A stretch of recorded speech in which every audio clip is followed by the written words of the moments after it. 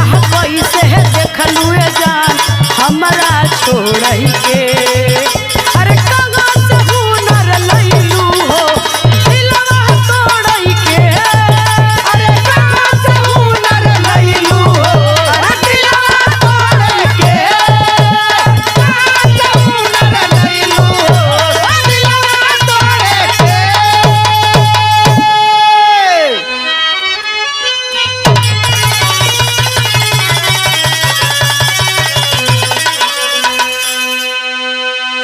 कि अब संवरिया रे राम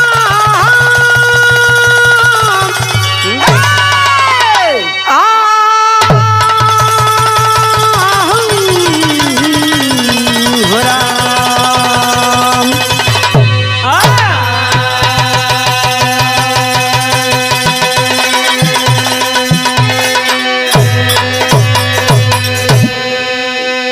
दो लाइन वाली भूमिका लगल मास्टर। अब तो चर्चा बिरहा जगत की आज करूंगी सुनिए सर्व समाज। नाज है जिला बनारस जो इसका सरताज।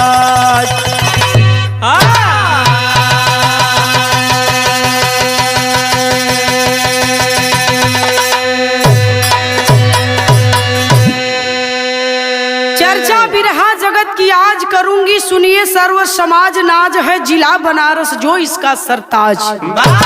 जिस बनारस को लोग कहते हैं बिरहा की जननी बनारस की धरती। जे बनारस जौन भी बिरहा के कलाकार हुए जेके बनारस मोहर लगा दिले सो दुनिया में नाम कैलस। ऐसा सुने के और देखे के भी मिलत बा जैसन की आज भी चर्चा है। दुनिया के हर कोने में गा लीजिए बाबूजी मायने नहीं रखता है, लेकिन जब तक बनारस में आप न घिर के गई बा तब तक बड़का गवैया न बनबा। पहले के लोगन का कहावत बा आज भी जौन सच है। तब बिरहा का एक एक चीज कवि जी लिखले हुए ने कहानी में। और बिरहा की जननी से लेकर के जहां से बिरहा शुरुआत है वहां से गीत की शुरुआत है। और ये बिरहा का इतिहास भाग 1 आप ये सुनेंगे। इसके बाद फिर भाग 2 हम आपको सुनाएंगे। इसके बाद बिरहा जगत अपना बहुत विशाल है, इसलिए कवि जी ने इसे कई भाग में लिखा है। तो गौर करेंगे भाग 1 की बात मैं बताने जा रही हूँ। आइए मास्टर।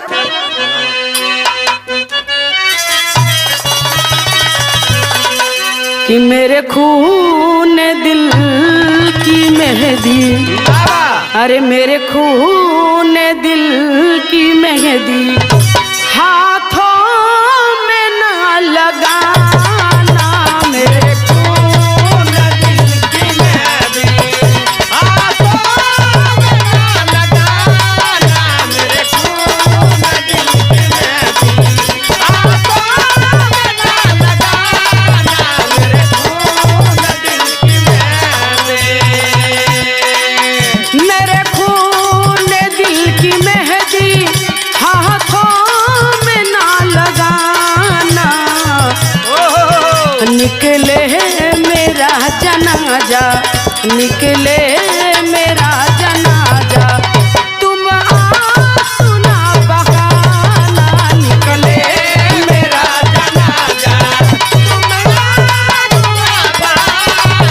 निकले मेरा जनाजा, तुम आंसू ना बहाना। निकले मेरा जनाजा। लेकिन भाव कवि जी लिखत हुन बिरहा के अंदर का लिखल गई मास्टर। अरे सुनिए है सुना रही हूँ, अरे सुनिए है सुना रही हूँ बिरहा जगत की गाथा। सुनिए सुना रही हूँ बिरहा जगत की गाथा। सुनिए सुना रही हूँ बिरहा जगत की गाथा। सुनिए सुना रही हूँ, सुनिए सुना रही हूँ बिरहा जगत की गाथा। जहाँ रही के गुरु बिहारी जहाँ रही के गुरु बिहारी इतिहास को लिखा था। जहाँ रही के गुरु बिहारी इतिहास को लिखा था।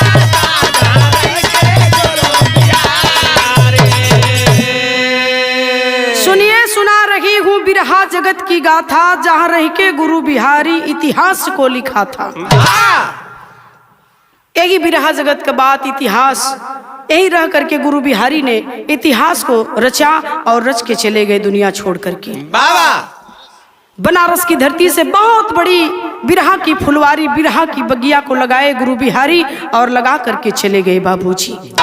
गौर करेंगे बाबूजी, तब बनारस की धरती पर चंदौली जिला नहीं बना था, भदोही जिला नहीं बना था। चंदौली भदोही सब मिलाकर एक बनारस हुआ करता था। आज चंदौली एक जिला हो गया, भदोही एक जिला हो गया, जो बनारस से कट करके ये दोनों जिले बने हैं। उस समय बनारस था, चंदौली भदोही समेत संपूर्ण एक बनारस जिला हुआ करता था। बिरहा की ज्योति जलाने वाले हमारे गुरु बिहारी गुरु हुआ करते थे, जो आज भी बिरहा जगत का कोई कलाकार हो बिना बिहारी के छाप लिए उसकी नैया पार नहीं होती है। तो कहना है यही से कहानी शुरू होती है।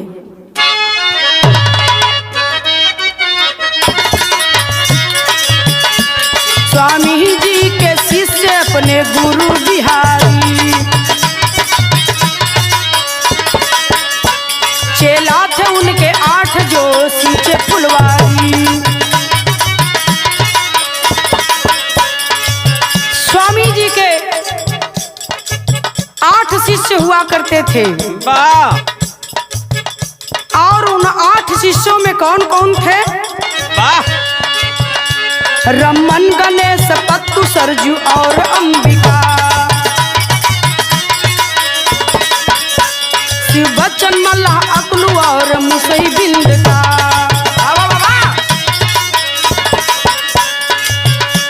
चंदौली और भदोही बनारस में एक थे। बिरहा किया विकास है गायक अनेक थे। उसमें भी थे जो चर्चित उन्हीं को बताती, जो छूटे उनसे माफी मैं सिर झुकाती।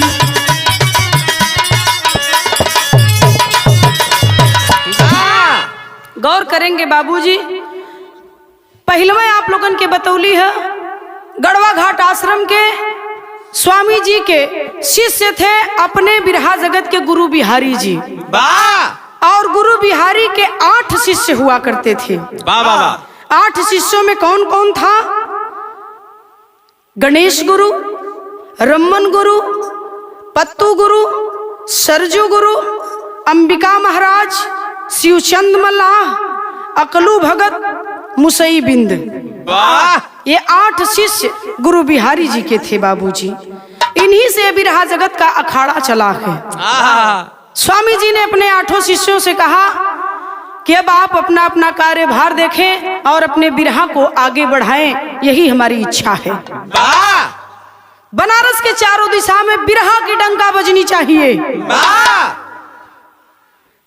हुआ क्या मास्टर? बिरहा में एक लाइन तर्ज लगी।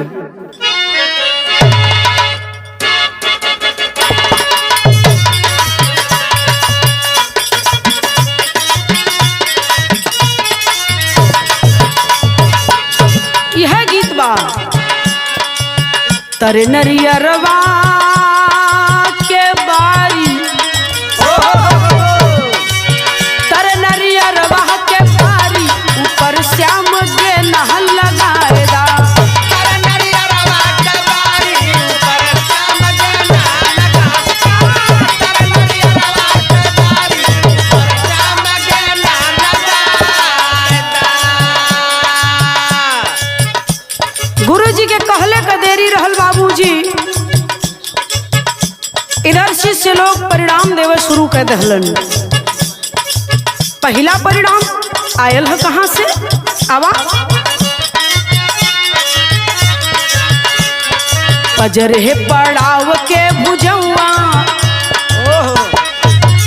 अरे पजरे पड़ाव के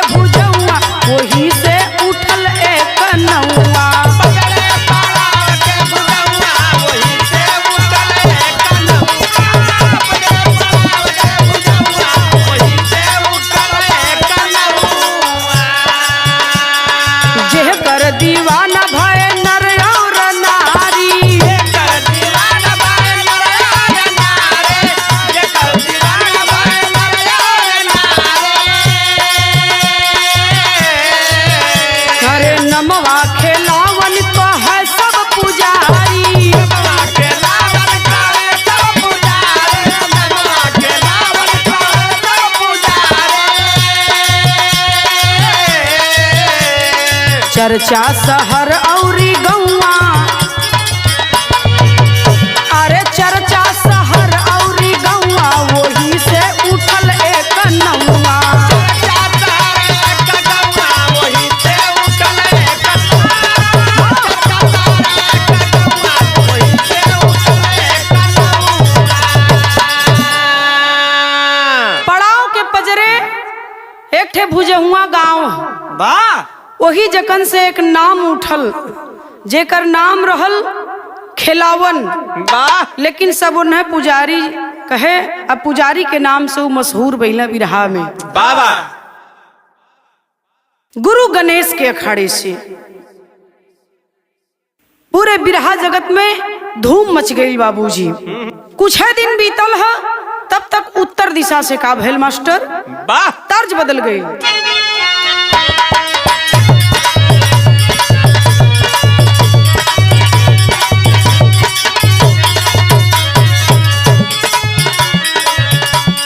चौबेपुर के धरती के बाग जब कहानियाना, भैया गजब कालियाना, भैया गजब कालियाना। तो वही से पूरा गाँव अड़ार निकले पार से गनियाना। वही से पूरा बगाव यारे निकले पार से गनियाना। वही से पूरा बगाव यारे निकले पार से गनियाना। गौर करी हन बाबूजी, चौबेपुर का नाम है बिरहा में कई बार आई। वाह चूंकि चौबेपुर का धरती से बिरहा जगत में बहुत कलाकार निकललन। कवि जी लिखत हुवन, बड़ा लयदार गाँव शायरी सवारी।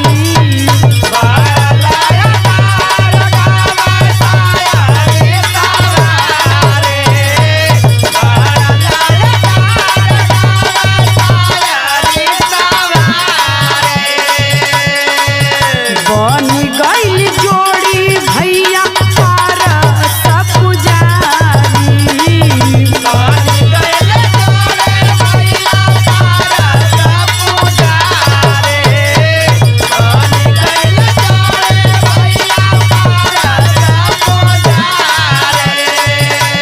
सारी रहत गाँव सुन नया पुरनियाना। भैया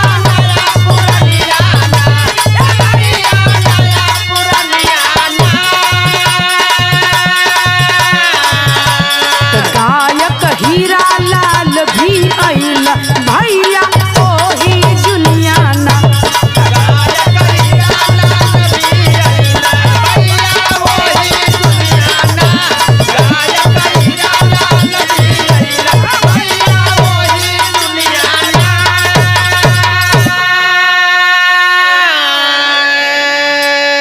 चौबेपुर के पूरब एक अड़ारे गांव है।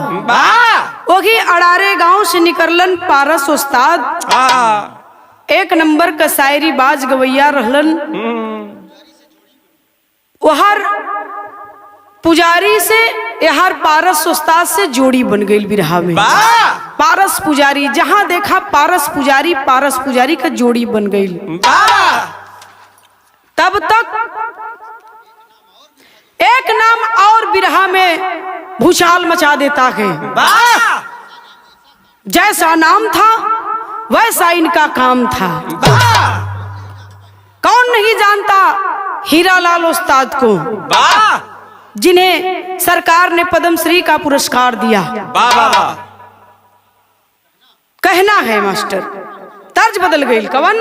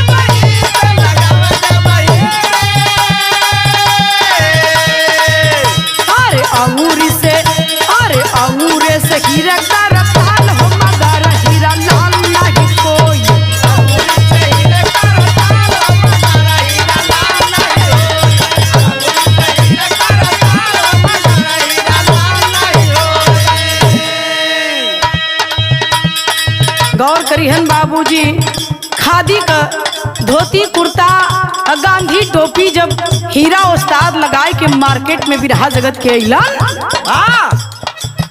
तो तूफान मच गया बिरहा जगत में। जिनके उंगली से करताल हिलता था लोग कहें कि कलाई ना हिलत बा, खाली उंगली से करताल बजाते थे। जिनकी कलाई नहीं हिलती थी वो थे हीरा लाल जी। बिरहा जगत को ऊंचाई कितना दिए हीरा उस्ताद, कहना पड़ल का अरे बिरहा विधाता का वो गाम जक्का दरिया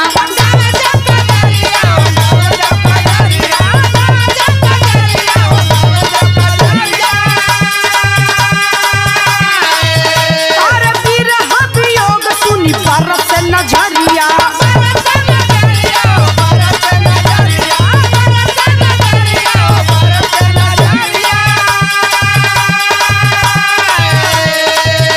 अरे वेदना से बिरही बेहाल हो कोई का हीरा लाल भला हो।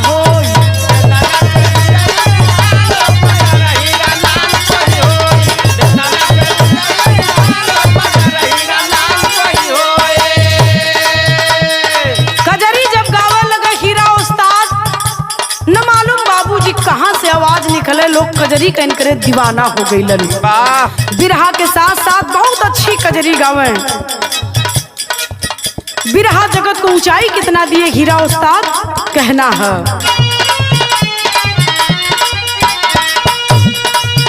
अरे यस भारतीय मिला कोई पुरस्कार हो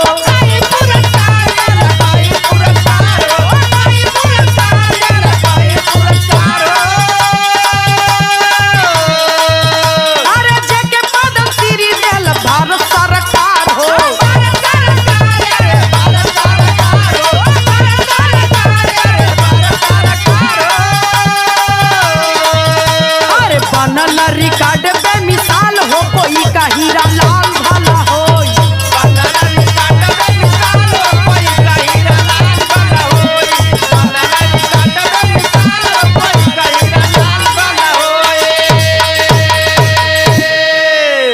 बनल रिकॉर्ड बेमिसाल हो कोई का हीरा लाल भला हुई। गुरु बिहारी का बगिया लहलहाए लगल चारों तरफ। जिन्हें पद्म श्री मिला, जिन्हें यश भारती मिला, जिन्हें कई पुरस्कार से नवाजा गया हीरा लाल उस्ताद जी को। गुरु गणेश अखाड़े से पुजारी और पत्तू अखाड़े से पारस उस्ताद और गुरु रमन अखाड़े से हीरा उस्ताद। बगिया लहलहाए लगल चारों तरफ। फिर का भेल बाबू,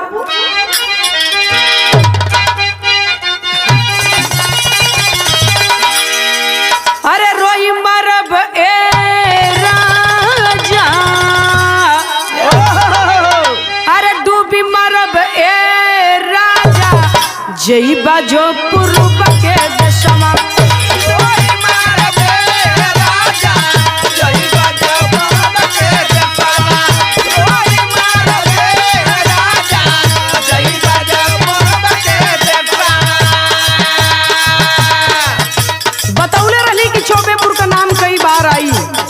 चौबेपुर हमावत किला। बिरहा जगत में अनमोल रतन फिर यही चौबेपुर दिशा से, उत्तर के दिशा से, बनारस के उत्तर से के निकलल। काशी बुल्लू बिरहा के अनमोल रतनवा हो। काशी बुल्लू बिरहा के अनमोल रतनवा हो। काशी बुल्लू बिरहा के अनमोल रतनवा हो। वही चौबेपुर के बस पंडापुर मकान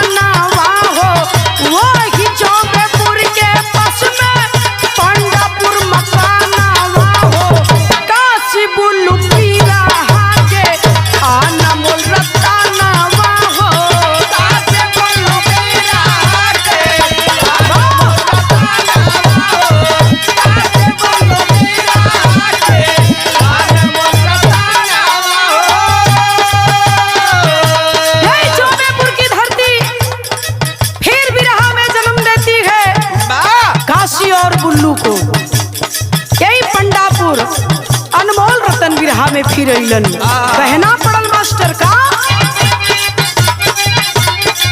हीरा राम देव साथे रहल ही त जोड़ी। हीरा राम देव साथे रहली त जोड़ी। हीरा राम देव साथे रहली त जोड़ी। गइले समाज में मीट छाप छोड़ी। गाइला समाज में या मीट छाप छोड़े। गाइला समाज में या मीट छाप छोड़े। आज भी नकाल तोहर नायका गयानवा हो। आज भी नकाल तोहर नायका गयानवा हो। हीरा बुल्लू बीरा हाके अनमोल रतनवा हो। हीरा बुल्लू बीरा हाके अनमोल रतनवा हो। हीरा बुल्लू बीरा हाके अनमोल रतनवा हो। गौर करिहन बाबूजी, काशी बुल्लू बिरहा में एक अमिट छाप छोड़ गए। गौर करिहन अनमोल रतन अपने बिरहा का ई लोग रहलन। कवि जी लिखत हुवन और का भेल मास्टर के रहल सिंगार रस के अमर गवाइया।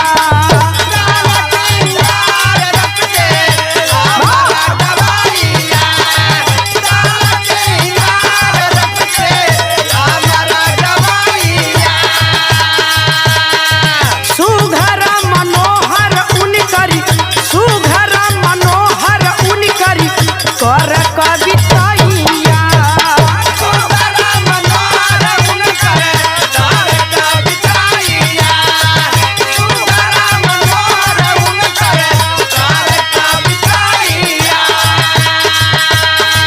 कुश्ती कला के माहिर नामी पहलवानवा हो। कुश्ती कला के माहिर नामी पहलवानवा हो। काशी बुल्लू बीरा हाके अनमोल रतनवा हो।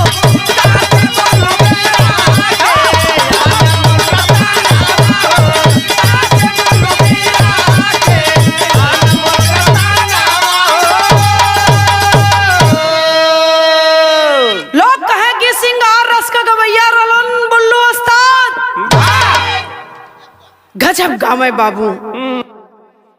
आज भी नयका नयका गवैया नकल कर रलन पूर्वजन का अपने।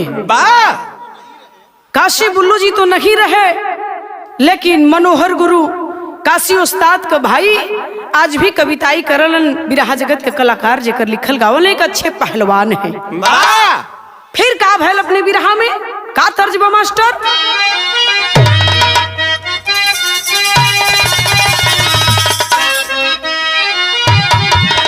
अरे सोना बाली लार हो सा हे बबी नटी कोली।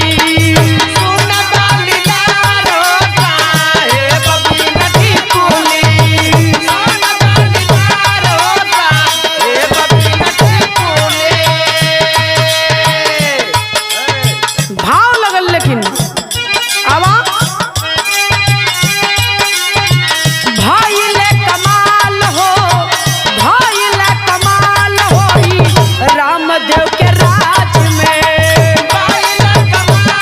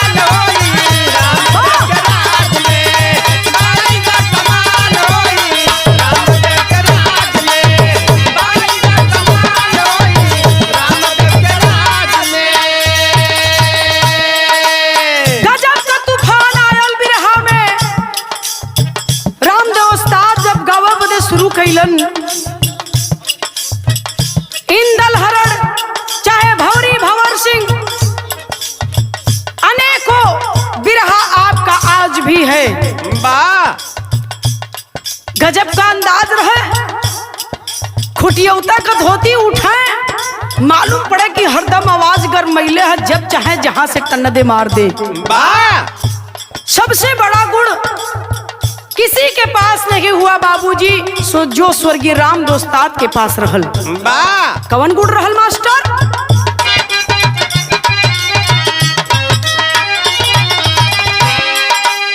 नाही कब रोवे भैया, नाही कब नाचे, नहीं कब रोवे भैया, नहीं कब नाचे, नहीं कब रोवे भैया, नहीं कब नाचे।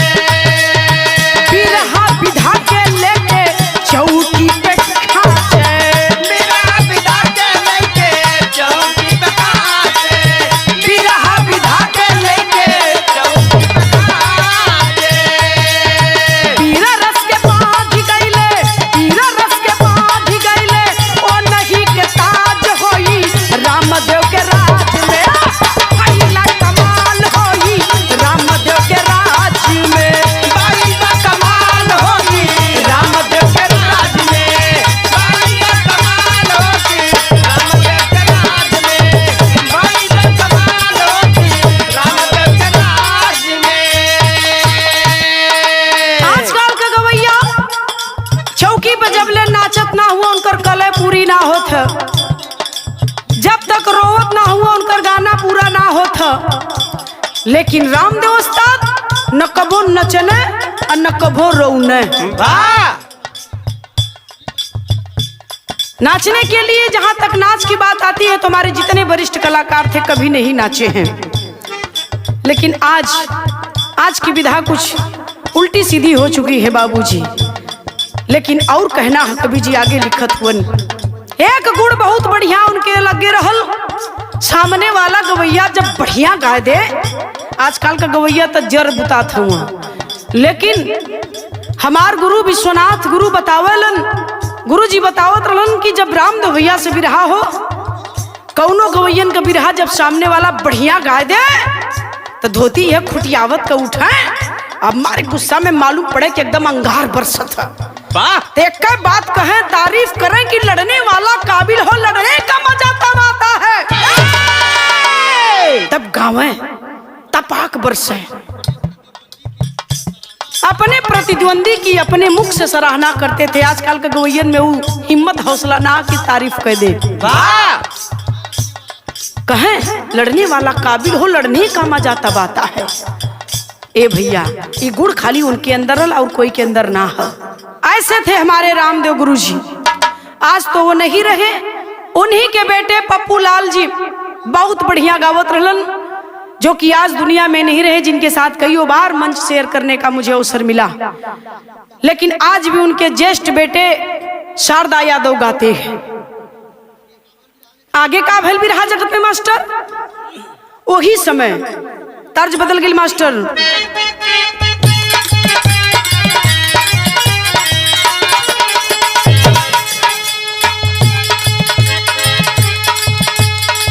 सासुरे से रूसल बाती रियावा न हो धैली नहीं हरे करा,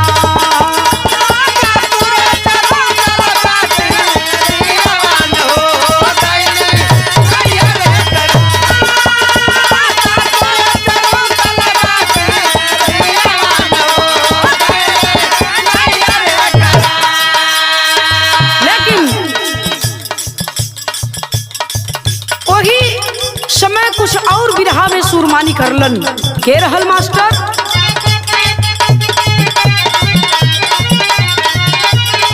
महाना जवाहिर दूनो भैया न हो भैया रहले तूफान,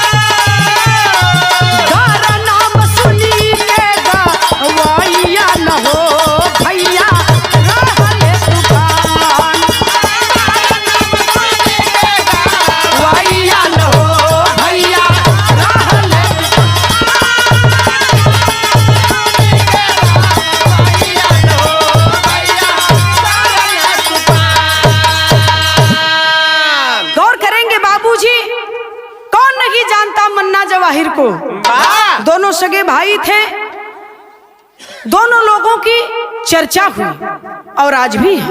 बिरहा जगत की फुलवारी आगे बढ़ती है तो कवि जी को टेरी लिखना पड़ा।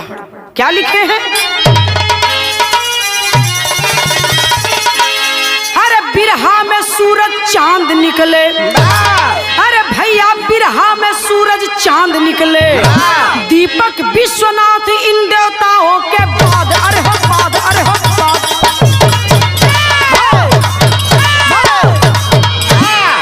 बिरहा में सूरज चांद निकले, दीपक विश्वनाथ इन देवताओं के बाद बिरहा में सूरज चांद निकले।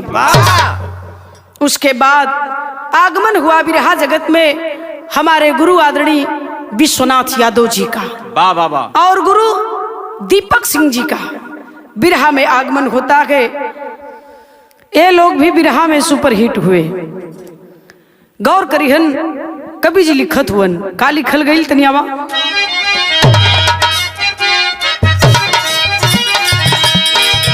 अरे गजब तजुर्बा विश्वनाथ का, जब अंगुरी को लहराते हैं, अरे राजेश कर्नल बीड़ा हत्या, बाबू कांड भी अच्छू गहाते हैं,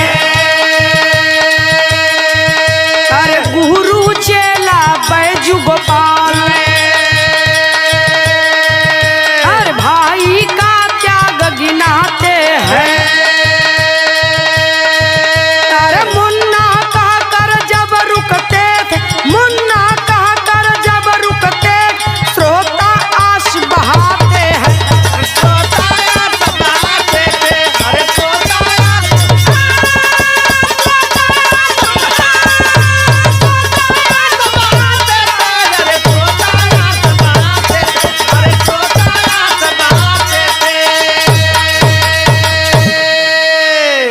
चाहे गुरु चेला का बिरहा बैजू गोपाल कहो, नायब गोपाल का, चाहे बैजू बावरा का, चाहे भाई का त्याग हो, चाहे राजेश कर्नल की बिरहा उठाकर देख लीजिए, चाहे बीड़ा हत्याकांड भी अच्छू कांड देख लीजिए।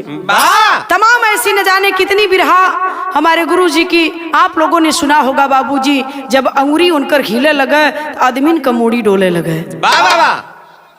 आज भी जिनका जलवा कायम है बिरहा पे वो है हमारे गुरुजी, इसलिए कहना पड़ा। आगे कहानी और बढ़ती है मास्टर, पहपट के अंदर भाव लगल है का?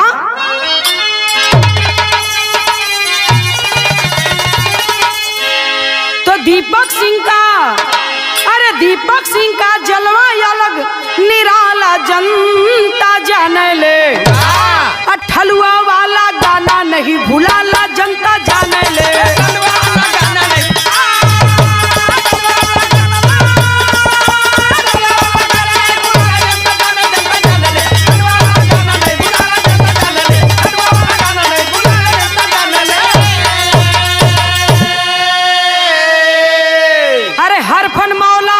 माहिर करताल खूब बजावे हो, छप रहिया ना उनके जैसन कोई गायक गा पावे हो। रेडियो में जो साफ साफ अरे सुनाला जनता जाने ले, आज भी रुतबा कहीं कहीं दिख जाला जनता जाने ले।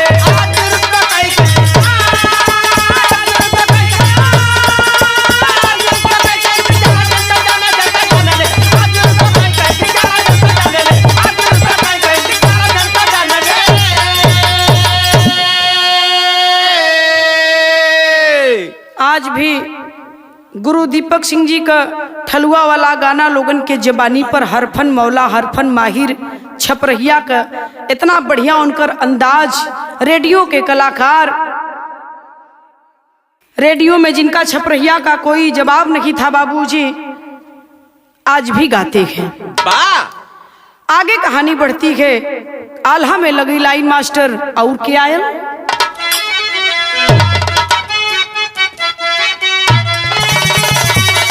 अरे मंगल कवि जी गाँव कर कवि तैया भैया, मंगल कवि जी गावे कर कवि तैया भैया,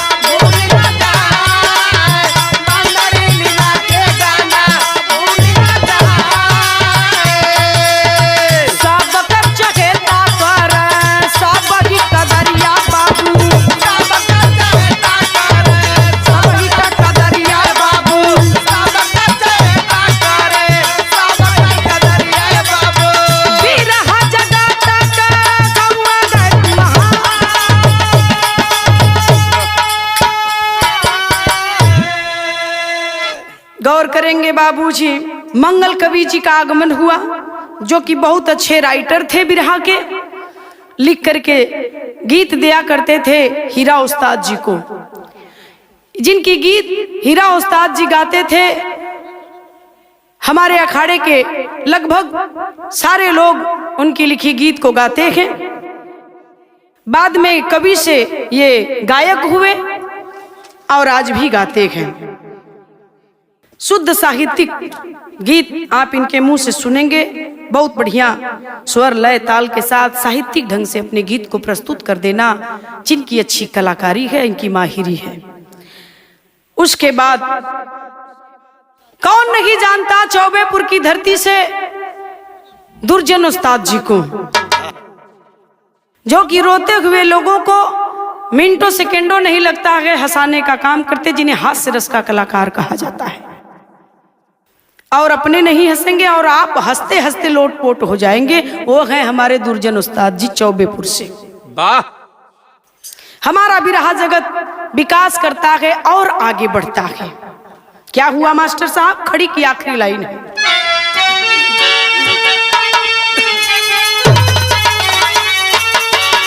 तो एक से एक बढ़ के अब ही अरे रतनवा सुना, आगे करब हम बखनवा बीरनवा सुना।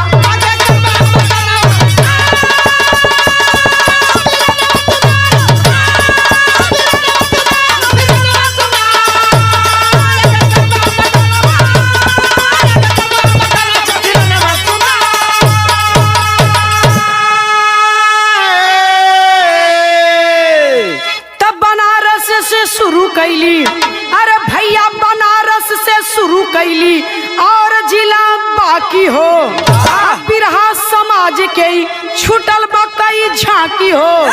अब ही लंबी बा कतार अरे 10 तनवा सुना, आगे करब हम बखनवा बीरनवा सुना।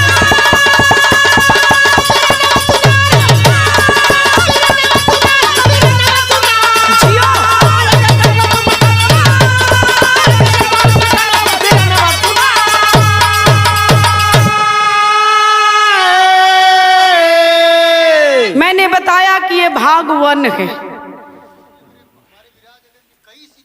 अभी हमारे बिरहा जगत के कई सितारे अभी बाकी हैं, कई सुपरस्टार, कई महारथी अभी बाकी हैं, कई उस्ताद लोग बाकी हुवन।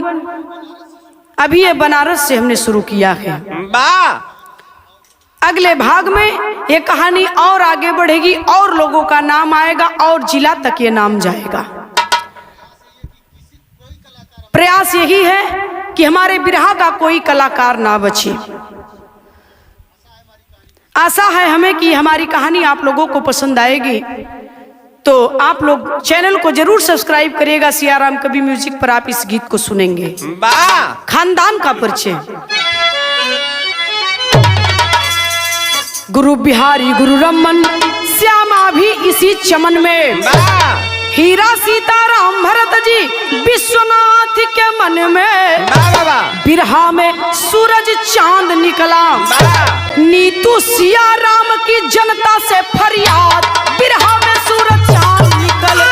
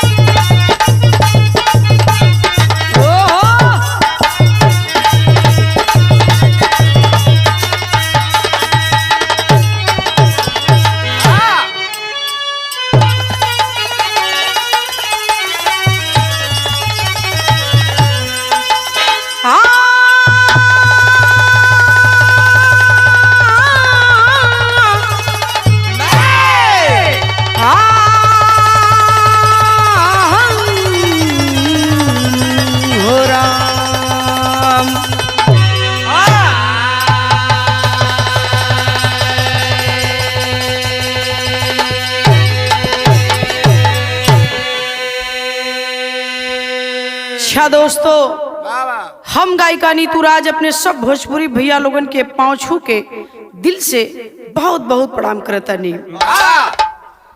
और ये बिरहा के महारथी भाग 2 आप लोगन के बीच में भाग 2 बिरहा के महारथी हम गावे चले थी।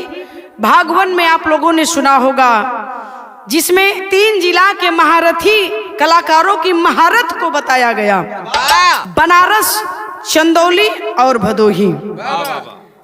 आज बारी है गाजीपुर, मऊ और बलिया की। बिरहा जगत हमारा बहुत विशाल है दोस्तों, कई भाग में आप लोगों को यह बिरहा सुनने को मिलेगा। अभी भाग 1 को आप लोगों ने सुना, बड़ा प्यार दुलार आप लोगों का मिला हमारे कवि जी के चैनल सियाराम कवि म्यूजिक पर। और ये भाग 2 भी आप लोग उसी चैनल पर सुनेंगे। हमें विश्वास है कि आप लोगों को अच्छा लगेगा। कमेंट जरूर करिएगा, क्योंकि कमेंट हम लोगों का हौसला बढ़ाता है। आप लोगों का एक एक कमेंट बड़ी बारीकी के साथ हम लोग पढ़ते हैं और उस पर रिसर्च करते हैं। तो बहुत बहुत सभी लोगों को प्रणाम करती हूँ। कहानी है मास्टर, भाव दो लाइन भूमिका में का।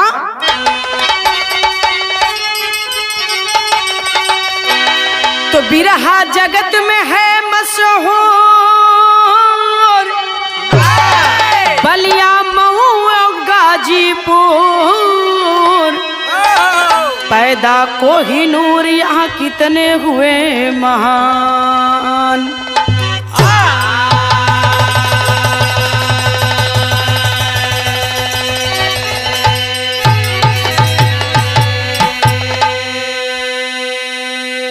बिरहा जगत में है मशहूर, बलिया, मऊ और गाजीपुर, पैदा कोहिनूर यहाँ कितने हुए महान। एक से एक कोहिनूर हमारे बिरहा जगत में पैदा हुए बाबूजी, जो कि आज इस दुनिया में नहीं हैं। तो हमारा दायित्व तो बनता है कि अपने पूर्वजों की बात को रखी जाए। बहुत ऐसे लोग बिरहा सुनने वाले हैं, लोग जो कमेंट करते हैं कि नीतू जी उन लोगों का भी नाम कवि जी से डलवाइए जिन लोगों का नाम हमारे आज के बच्चे भी नहीं जान पाते हैं। तो वो भी जरा ध्यान से इस बिरहा को सुनेंगे कि ऐसे ऐसे महारथी हमारे बिरहा में थे, जो अपनी थाती है, अपनी सौंधी मिट्टी की चीज है। बिरहा में बड़ी सुंदर गजल है मास्टर।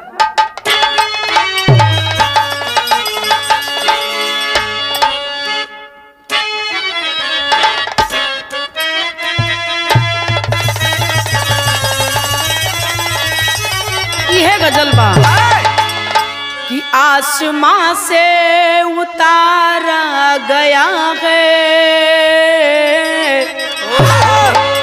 कि आसमां से उतारा गया है, जिंदगी दे के मारा गया है।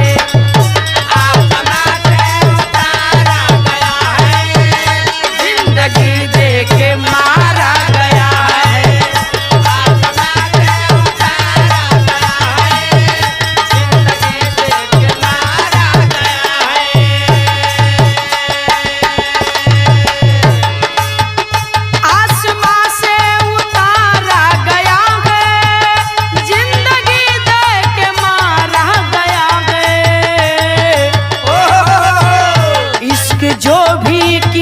सोच ले, क्या बात है, इश्क जो भी किया सोच ले, वो तो बेमौत मारा गया है। इश्क जो भी किया सोच ले, वो तो बेमौत मारा गया है। इश्क जो भी किया सोच ले, वो तो बेमौत मारा गया है। बड़ी सुंदर भाव के बीजी 2 लाइन गजल के लिखले हुवन। का लिखल गई मास्टर? बाल बलिया के थे गायक नामी,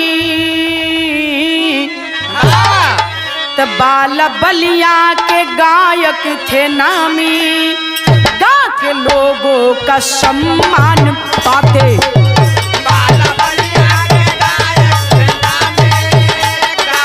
लोगों का सम्मान पाते।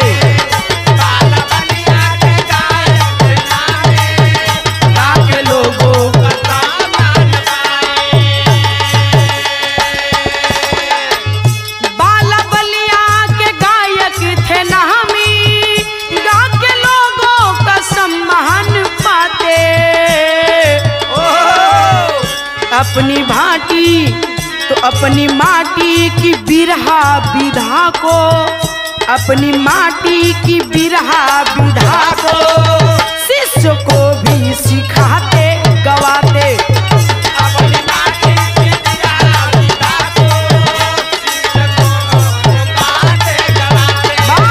अपनी माटी की बिरहा विधा को शिष्य को गाते गवाते।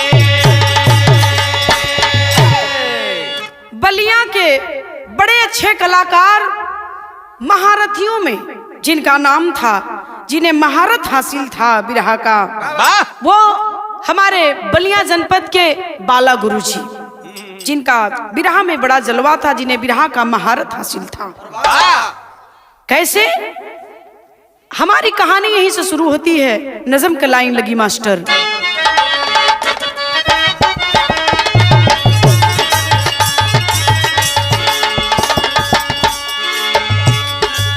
बड़े नामी सुशील योग्य कलाकार सुने, हीरा पुजारी और पारस के जोड़ीदार सुने।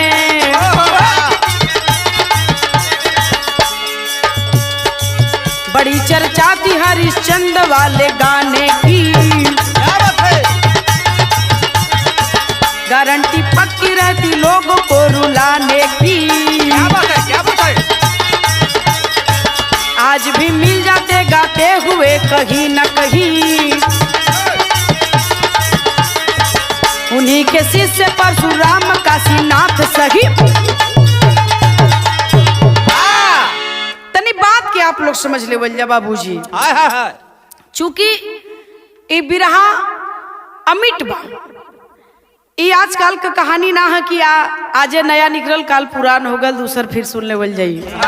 ये बिरहा का इतिहास और बिरहा का इतिहास, जो बिरहा सुनते हैं और जो बिरहा गाते हैं और जो बिरहा कराते हैं, इन तीनों लोगों को बिरहा का इतिहास जानना बहुत जरूरी है। जहां तक मेरी सोच है, मेरे कवि जी की सोच है, ये जानना जरूरी है। और हमारे जो श्रोता सज्जन के बिरहा के प्रेमी हैं, उनको जानना तो अति जरूरी है। गौर करिहन, बड़े नामी कलाकार हैं बाला उस्ताद बलिया के।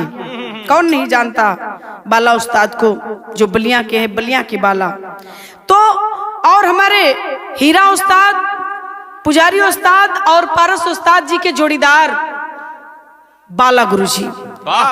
इनके हरिश्चंद्र वाले गीत की, बिरहा की इतनी चर्चा होती है जो आज भी लोगों के जुबान पर है। रोते हुए को हंसाना और हंसते हुए को रुलाना पल का इनका काम था, एक पल नहीं लगता था। इतने उम्दा कलाकार थे।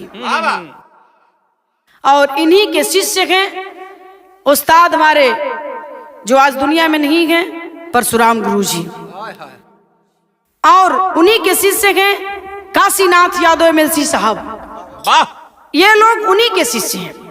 तो कवि जी ने लिखा के कहानी आगे बढ़ती है, विदेशिया में भाव है बाबूजी।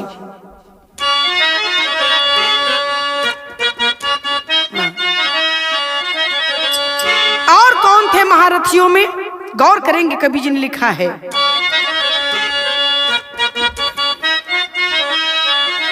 तो गाजीपुर में नामी बाटे, अरे चोचकपुर बजरिया हो, ओही के बगल बरवा नारायणपुर गौआ, जहाँ के निवासी बिरजू ग्वाल अइल बिरहा में, देश परदेश में गुजल जेह कर नौआ। गजब तजुर्बा गाँव, अरे गजब तरनावा हो, अरे सामने वालन का सुनी के कांपे लहा गए पौआ। अरे बुल्लू जसी गवैया जे करी कैल नकलिया हो, कहिला हकीकत के जाना जनी बनौआ। गाजीपुर जिला के अंतर्गत चोचकपुर और चौचकपुर मार्केट के बगल में बरवा नारायणपुर गांव के रखे वाला हमरे अखाड़े रमन गुरघराने के बड़े अच्छे कलाकार बिरजू उस्ताद हुआ करते थे। अति सुंदर, उतने सुंदर भगवान उनके बनोले, उतने सुंदर उनकर गायकी रहल भैया हो। गौर करेंगे, गजब का तजुर्बा था जिनका नकल, जिनकी नकल को स्वर्गीय बुल्लो उस्ताद किया करते थे। ऐसा ऐसा तर्ज धुन फिल्म का एक से एक धुन जब वो गाय दे तो स्वर्गीय बुल्लो उस्ताद नकल करें कि वाह कितना नीक गौलन है। ये सच है, हकीकत है, पुरनिया लोग कहलनी, हम ना कहती। हमारे बिरहा जगत में महारथियों में अगले कलाकार कौन थे, गौर करेंगे। तर्ज एक लाइन लग जाई मास्टर।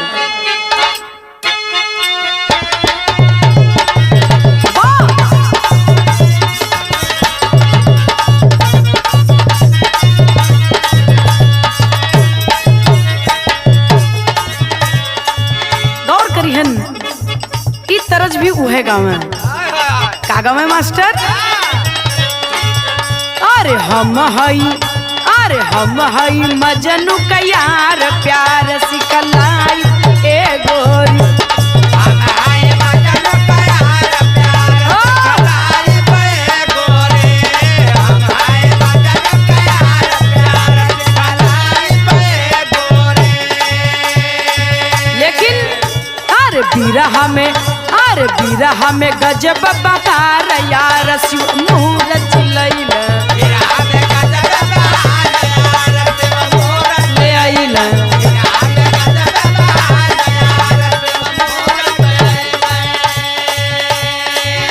अरे मुहूर्त ले आइला, शिव मुहूर्त ले आइला।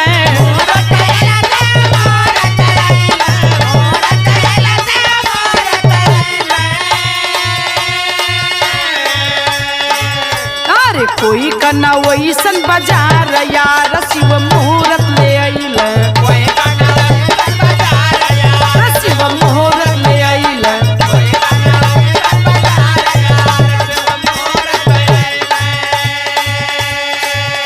गौर करिहन, यही गाजीपुर के देवकली चट्टी नेवादा गांव, वही के थे स्वर्गीय शिव मुहूर्त उस्ताद। गजब का फिल्मी अंदाज रहल, गजब का तर्ज तराना नहू कर रहल, गजब का गायकी रहल।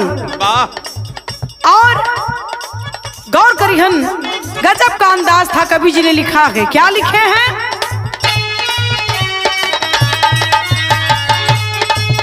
अरे केतना बताई उनकर महिमा महान हो।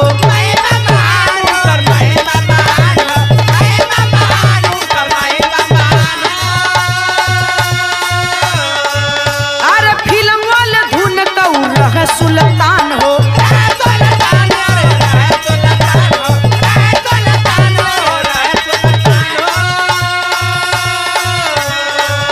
अरे राम देश भीड़ धुआंधार यार, शिव मुहूर्त जी आइल। शिव मुहूर्त जी आइल।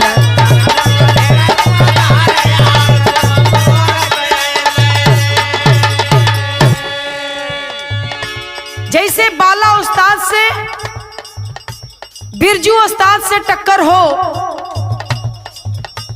पारस और हीरा उस्ताद से टक्कर हो, वही तरह शिव मुहूर्त उस्ताद का रामदेव गुरुजी से टक्कर हो। तब कवि जी ने लिखा है, क्या लिखे?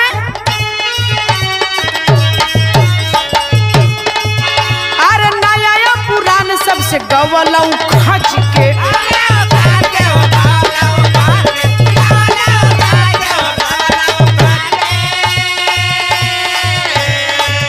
अरे 2 अगस्त के उछल गइल अच के।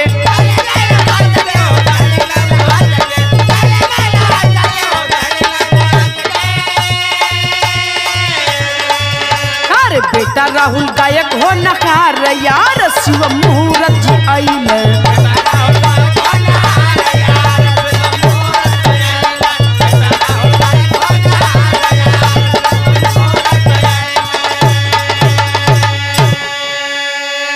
कोई बचा नहीं दोस्तों जिससे गाए नहीं हो। नया से लेकर पुरान से लेकर सबसे खच के गौलन। जहां तक बिरहा है वहां तक वो पहुंचे, कोई मंच नहीं बचा। ये महारथी लोगन से धूम मचा दिए ये लोग। और 2 अगस्त 2003 को शिवमृत उस्ताद भी दुनिया छोड़कर चले जाते हैं। अचानक उनके सपुत्र राहुल यादव आज भी बिरहा जगत में हैं और गाते हैं। तो कवि जी ने लिखा आगे और कौन महारथी है मास्टर? कवि जी ने लिखा तर्ज बदल गई एक लाइन।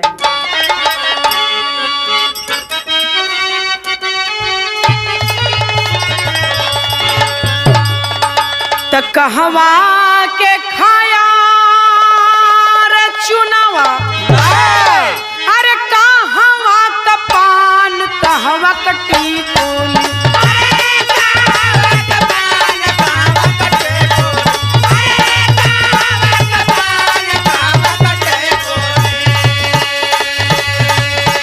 लरवा मारे हो जान कहवा कटी कोली, मारे हो।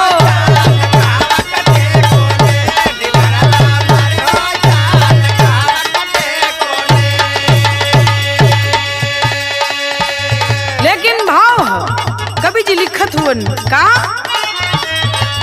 वही जस्ट बगल में शिवमृत उस्ताद के जस्ट बगल में एक महारथी और है। वो कौन है मास्टर?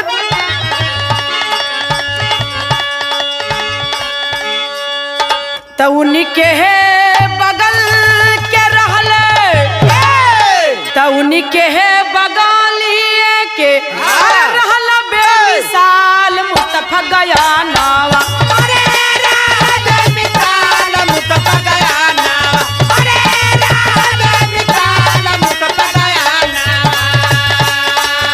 जहन्नम में कहिला कमाल मुस्तफा गया नावा, जहन्नम में कहिला कमाल मुस्तफा गया नावा, जहन्नम में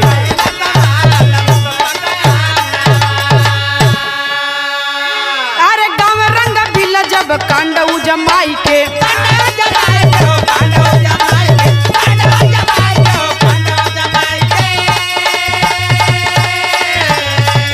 अरे बड़े बड़े गायक रही जाए सब ऊंचाई के,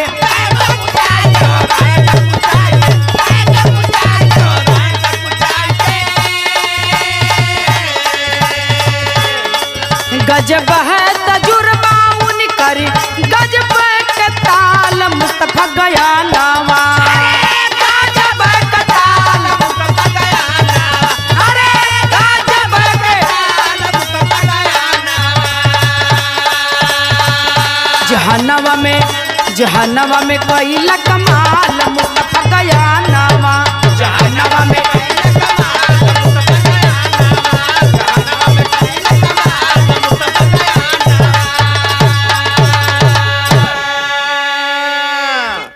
मुस्तफा उस्ताद वाह स्वर्गीय शिवमृत उस्ताद के बगले में इनकर घर रहल। वाह अरे बाप रे बाप, रंगा बिल्ला वाला जब बिरहाई गावे लगे तो नीक नीक सुनवैयन का एकदम चुन्नी खड़ी हो जाए। वाह जे कबो का बिरहा ना सुन ले रहे वो कहे कि ऐसनो बिरहा होले का।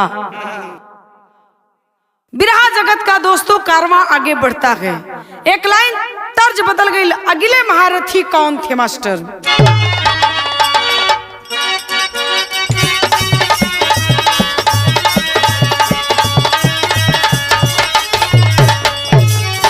ससुरे से रूसल बाती रियवन हो धैली नहीं हरे करा,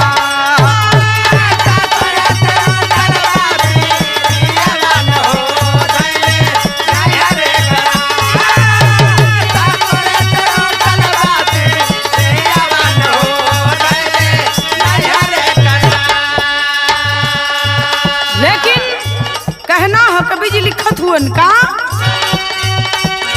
सामू यादव गजब गवैया न हो भैया रहल रंगदार, भैया रहल रंगदार।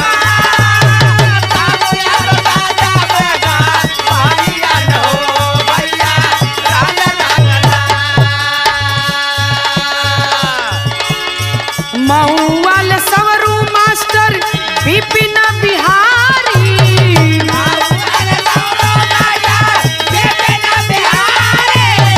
मऊ वाले सवरू मास्टर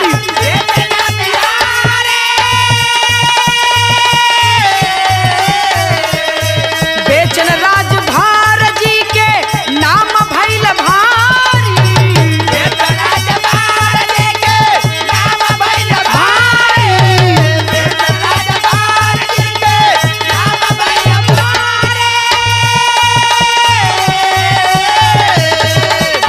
शेर जस दहाड़ा ईसा, शेर जस दहाड़ा हरसा, मैया न हो भैया रहल रंगदार।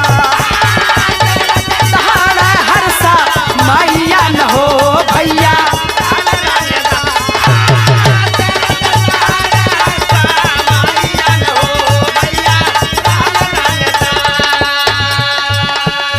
ए भैया शेर की तरह जो समय घर से तर तर तर तर तर तर बेचन राजभर जी जैसे लंबी चौड़ी बॉडी रहल वैसा बाबू इतना बड़ा खबार जब गर्जा लगाए मालूम पड़ा कि चौकी टूट जाई। कवि जी ने लिखा है, आइए गाजीपुर रिक्शा कांडा चाहे हो निराहुआ, चाहे हो निराहुआ।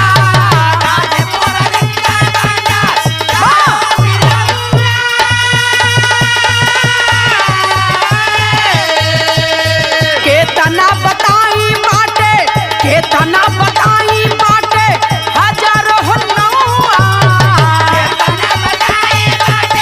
हजारों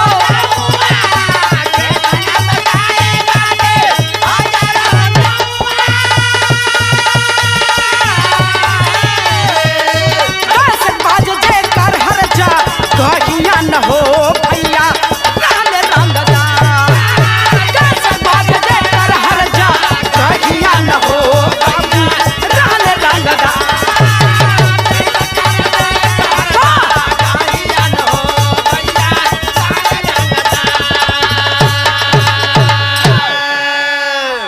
बाबू बहुत बेजोड़ कलाकार थे। गली गली हर चट्टी चौराहे हर मार्केट बेचन राजभर जी का कैसेट बजने लगा, चाहे वो गाजीपुर गोली कांड, चाहे पचरा का कैसेट। आज भी हर मंदिर पर चाहे नवरात्र हो चाहे नवरात्र ना हो तब वो वाह सुबह पचरा के कैसेट से इनके शुरुआत लोग करल मंदिर पर। जो नहीं रहुआ का चर्चा हाँ आज ओकर उत्पत्ति हुआ कैलन वाह ये 20 साल पहले। वो थे स्वर्गीय बेचन राजभर जी। ऐसे ऐसे महारथी हमारे बिरहा में जो अब देखने को सुनने को नहीं मिलते हैं, सिर्फ आवाज रह गई है जिनकी पहले की रिकॉर्ड है, आज भी लोग सुनते हैं लेकिन देखने को नहीं मिलते हैं। महारथियों का कारवा हमारे कवि जी ने लेखनी के माध्यम से आगे बढ़ाया है। गौर करेंगे, तर्ज एक लाइन बदल गई बिरहा में।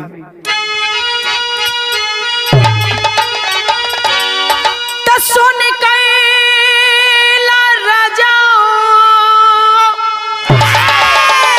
सोन कैला राजाऊ की कचौड़ी गली सोन कैला बलम। अरे मिर्जापुर के कैला गुलजार हो कचौड़ी गली सोन कैला बलम।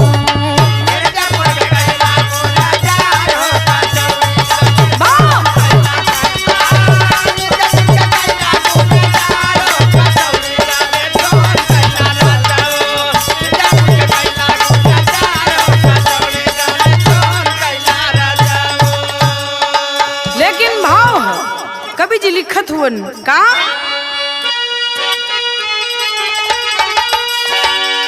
राम नहीं होई, अरे परशुराम नहीं होई की परशुराम नहीं होई।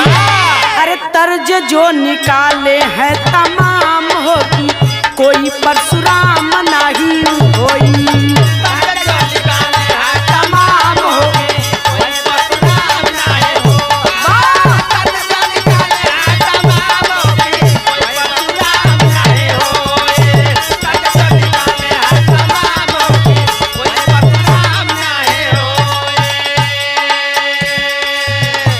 सभी गायक धुरंधर लोग के साथ हो।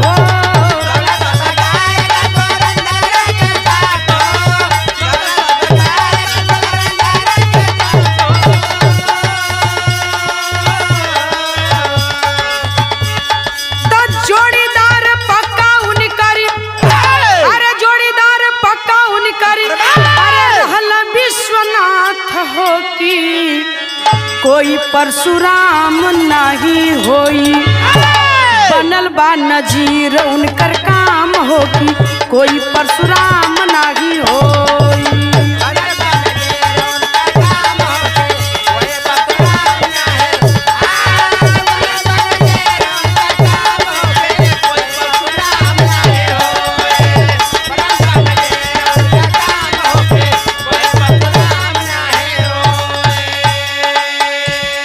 जोड़ी बनी पंडित परशुराम जी की हमारे आदरणीय गुरु बिरहा सम्राट विश्वनाथ यादव जी के साथ। तो कवि जी ने लिखा क्या,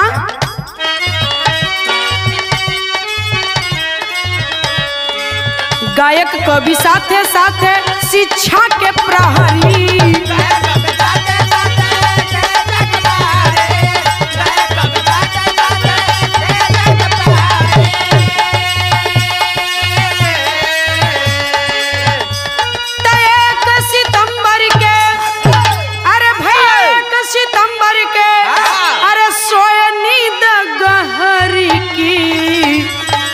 कोई परशुराम नहीं होई, अरे जाना अखिलेश के आवाम होगी कोई परशुराम नहीं होई।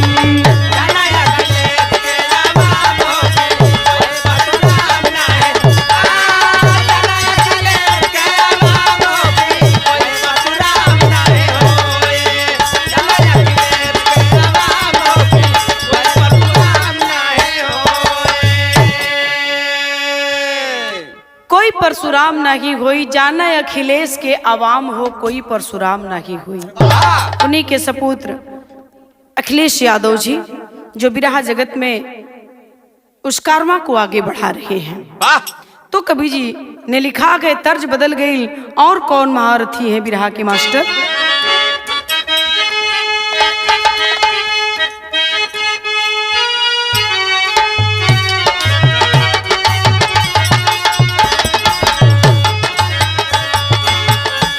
बियाहा की डरिया मैया मोरी नावनी झलुआ हो की झूली रे झूली ना, हो की झूली रे झूली ना, मैया मोरी गावली गीतिया हो की झूली रे झूली ना, मैया मोरी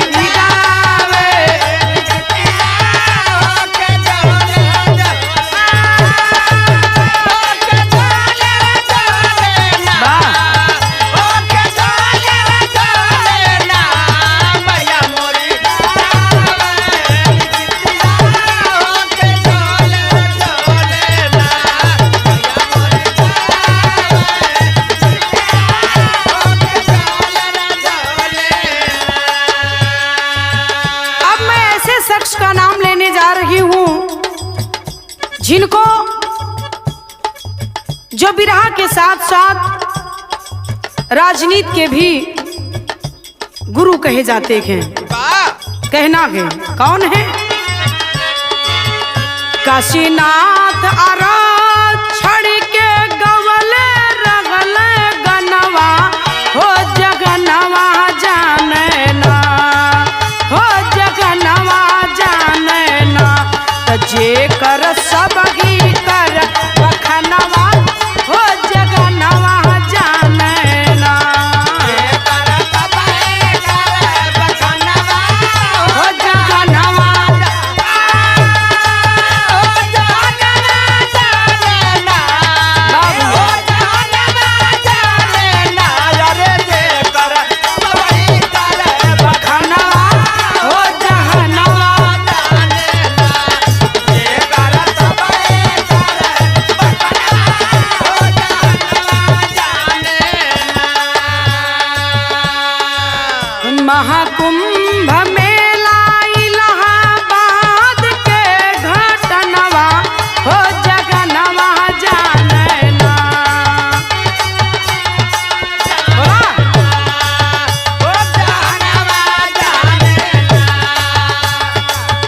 महाकुंभ मेला इलाहाबाद के घाटनवा हो जगनवा जानेला।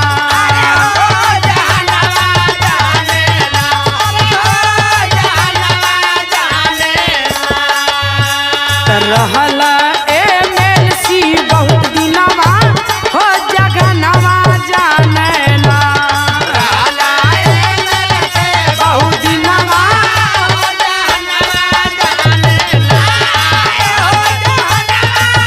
बहुत अच्छे जहनवा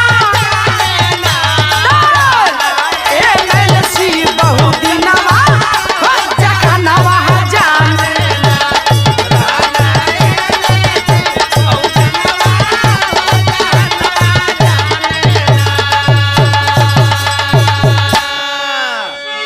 बिरहा के साथ साथ आरक्षण पर जो आपने गीत को गाया, लोगों को बताया, बहुजन की बात करते थे, पिछड़ों की बात करते थे, जिसका नतीजा रहा कि आपको कई बार MLC का पद मिला। चर्चा हो गई बिरहा जगत में काशीनाथ MLC जी की, जिनको बिरहा के क्षेत्र के साथ साथ राजनीति के लोग भी काशीनाथ MLC को जानने लगे। टेरी लगा मास्टर।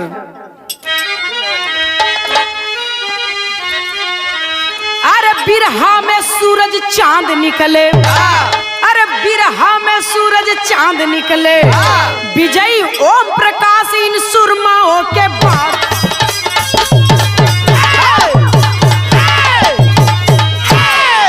बिरहा में सूरज चांद निकले, विजयी ओम प्रकाश इन सुरमाओं के बाद। ऐसे ऐसे महारथियों के बाद नंबर आया बिरहा जगत में किसका?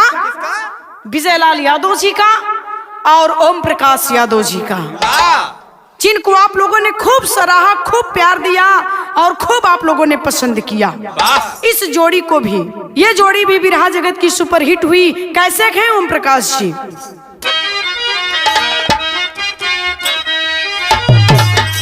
लिखा है कवि जी ने ओम प्रकाश जी के लिए।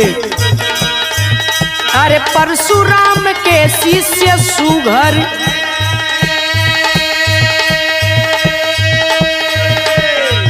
अरे ओम प्रकाश आए हैं। अरे परशुराम के शिष्य सुघर, बाबू ओम प्रकाश जी आए हैं। अरे 6 गोली 6 दुश्मन माया, अरे त्यागी कैसेट गाए हैं। अरे करुण भाव का गजब है माहिर,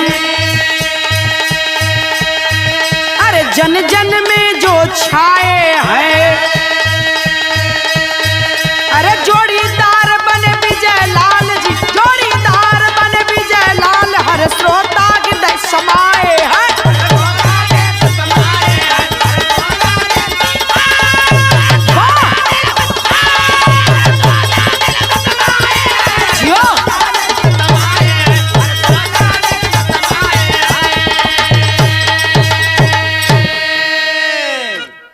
गजब का इनका अंदाज था, करुण रस में जिन्हें महारत हासिल हुई ओम प्रकाश जी को। इनकी जोड़ी बनी विजयलाल जी से, जिनकी कैसेट सुपर डुपर गई टी सीरीज से, चाहे वो 6 गोली 6 दुश्मन रहा हो, चाहे माया त्यागी का कांड रहा हो, तमाम कैसेट की वजह से ये मार्केट में आए। अब इनके जोड़ीदार विजयलाल जी, कैसे हैं विजयलाल जी? कवि जी ने लिखा है, पहपट लग जाई मास्टर।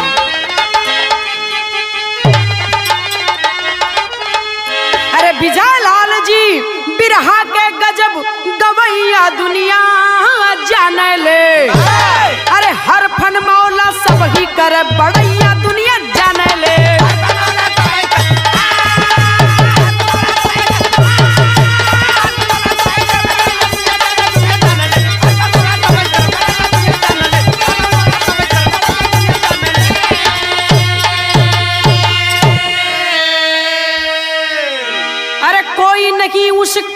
छाया जैसे आज वो छाए हो। लाख कोई भी कलाकार अपने को आप गिनाए हो।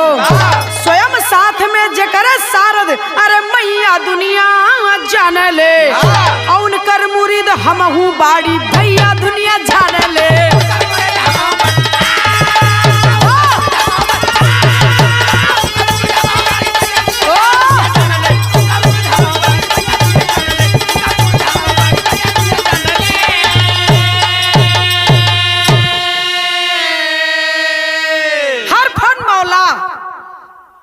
जेके कहल जाला कि भैया ये कोनो फन में कम ना हुआ, हर फन में ही रहूँ, हर फन मौला हुआ। वो हैं हमारे विजय लाल जी। कोई जोड़ नहीं है, छोट कलाकार चाहिए वो गाय ली उनसे रात भर, बड़ कलाकार भी गईबे करन। छोटका गवैया जेके कोई ना जानत है वो चाहिए तो विजय लाल जी से रात भर गा ले। अगर वो चाह दे तब, अगर वो चाह दे तब, और नहीं तो फिर ना गा पाई। हमारे भी पसंदीदा कलाकार हैं विजय लाल जी। कारवां आगे बढ़ता है। तब कवि जी ने लिखा और महारथियों में किन का नाम है मास्टर? अरे ओ नहीं के बागा लायका नंदलाल रवि पंचो।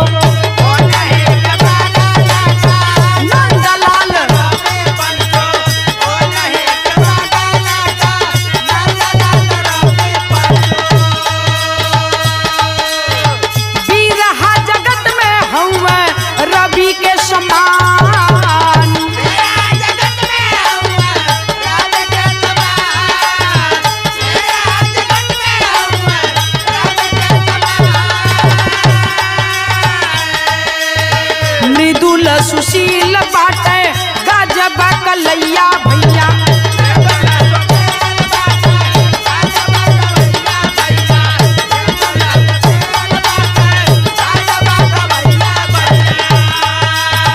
बिरहा जगत के हो गायक महान।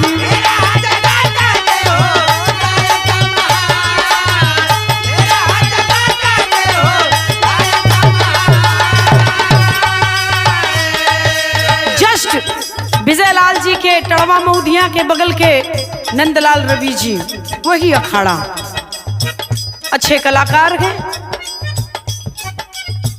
जहां तक भी रहा है वहां तक आपका नाम है। सरल स्वभाव के मृदुभाषी, गजब का अंदाज है इनकर, एक नंबर का चौधरी। गायकी के साथ साथ चौधरी भी हुआ। अगला सुरमा कौन है? कवि जी ने लिखा है यादव सुरेंद्र जी का सुनीला बयनवा पंचो।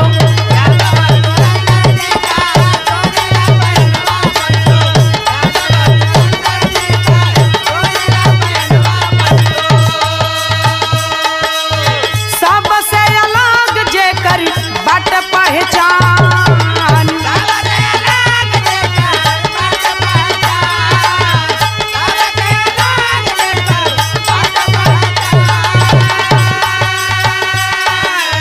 पल में हंसावा यौरी पल में रोआवा बाबू। पल में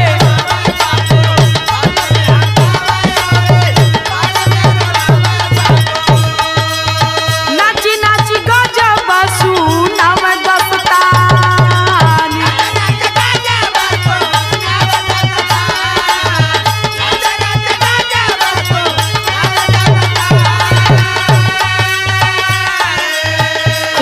किताब हुआ खुली किताब है मंच पे दहाड़ बाबू। मंच पे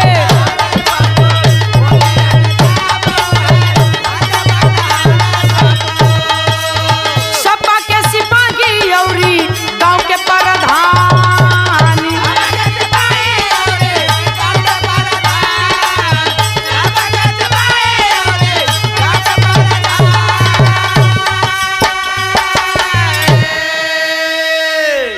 जहां ओम प्रकाश जी का नाम आता है, विजय लाल जी का नाम आता है, समाजवादी पार्टी के लिए गर्व की बात होती है। सच्चे सिपाही कहे जाते हैं विजय लाल जी भी। जहां समाजवादी पार्टी की सरकार में मंत्री का दर्जा भी आपको मिला, अभिनेता रहे फिल्म के, बिरहा जगत पे भी आपका राज है, जलवा है। वही सुरेंद्र यादव बलिया के जो गांव के प्रधान भी हैं और बिरहा में भी जिनका कैरियर अच्छा खासा है। पब्लिक को रोवत आदमी के हंसावे का काम, गजबक अंदाज, हम तो खुली किताब हैं। तो कवि जी ने लिखा, सदाबहार कलाकार के सुरेंद्र यादव जी बलिया के, कारवां आगे बढ़ता है। कवि जी ने खड़ी में लिखा है,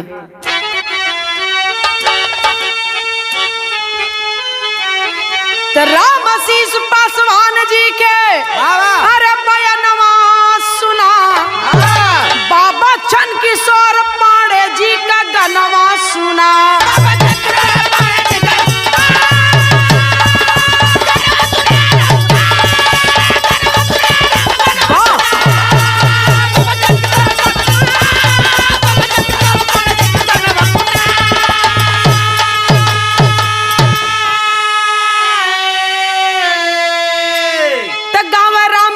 गीत गजब सधाई हो, कैसे कोई भला उनकर वंदना के भुलाई हो।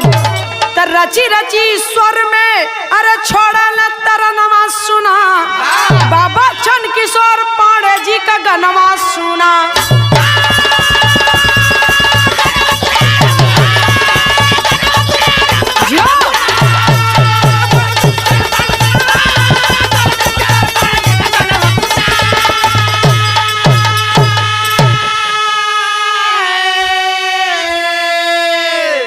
कौन नहीं जानता राम आशीष पासवान जी को, जमनिया जिला गाजीपुर। गजब की इनकी वंदना तो आज तक कोई भूल ही नहीं पाया है दोस्तों। और स्वर के माहिर कलाकार, दूसरे कलाकार हमारे इसी अखाड़े से चंद किशोर पांडे जी, मऊ की धरती मधुबन दुबारी से, जिन्हें निर्गुण सम्राट का दर्जा दिया गया। तो कवि जी ने लिखा क्या, निर्गुण सम्राट जे के कह सब भाई हो, और रामदेव भी सुना इनसे निर्गुण गवाई हो।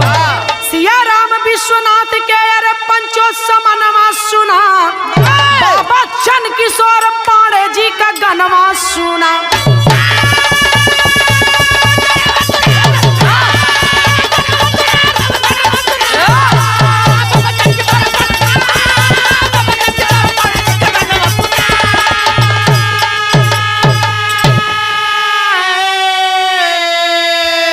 निर्गुण सम्राट का दर्जा दिया गया बाबा चंद किशोर पांडे मऊ मधुबन दुबारी के, जिनसे स्वर्गीय रामदेव उस्ताद भी कभी कभी निर्गुण गवाह करके सुना करते थे। एक और निर्गुण गा दीजिए। इसके गवाह के हमारे उस्ताद विश्वनाथ यादव जी, हमारे कवि सियाराम यादव जी। तो हम इस कारवा को भाग 2 को यहीं पर समाप्त करते गए। भाग 3 भी आपको सुनने को मिलेगा। जो शेष हमारे बिरहा के महारथी छूट रखे गए, अभी तो मैंने सिर्फ और सिर्फ 6 जिले का नाम दिया है। पहले शीर्षक में चंदौली, भदोही, बनारस का नाम था, और भाग 2 में बलिया, मऊ, गाजीपुर का था। अभी तो सिर्फ 6 जिले का मैंने नाम लिया, अभी बहुत से जिले बाकी हैं दोस्तों। अब अगला नाम कौन महारथी कहाँ के थे, भाग 3 में आप लोग सुनेंगे। बिरहा के महारथी, बिरहा का इतिहास। तो यही हम इस भाग 2 को समाप्त करते हैं। खानदान का परिचय है। गुरु बिहारी, गुरु रमन, अभी बाकी कई चमन में, श्यामा सीताराम भरत जी विश्वनाथ धड़कन में, बिरहा में सूरज चांद निकले, नीतू सिया राम जी करते सबको याद, बिरहा में सूरज चांद निकले।